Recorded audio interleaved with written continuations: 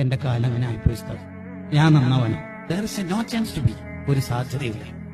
എന്ത് തെറ്റാ ചെയ്തിന് മോനെ ഉസ്താദ്? ഞാൻ പറഞ്ഞ ഉസ്താദ് എന്നെ മുഖത്ത് പിന്നെ ജീവിതത്തിൽ നോക്കൂല. അമ്മാതിരി തെറ്റ് ഞാൻ ചെയ്തിട്ടുണ്ട്, ഞങ്ങൾക്ക് പറയാൻ പറ്റില്ല.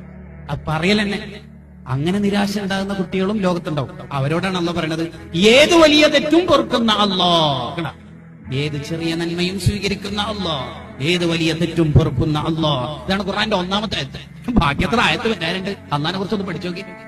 നമ്മൾ എന്തെല്ലാം കുരുത്തക്കേട് ഇവിടുന്ന് ജീവിതത്തിൽ ചെയ്തു, എന്നിട്ട് ഇപ്പൊ എന്തെങ്കിലും ചെയ്തു നമ്മൾ? അള്ളാഹു നമ്മളെ തെറ്റ് ആരോടെങ്കിലും പരസ്യമാക്കിയത്, നമ്മളെ കൈകാലുകൾ ഒടിച്ചു വിട്ടോ? ഒന്നും ചെയ്തിട്ടില്ലല്ലോ. അള്ളാഹ്ക്ക് അറിയാത്തോണ്ട, അള്ളാഹ്ക്ക് കഴിയാത്തോണ്ട ഒന്നും അല്ലല്ലോ. നിങ്ങൾ ആലോചിച്ചു. നമ്മൾ അള്ളാഹുവിനെ പഠിക്കണം.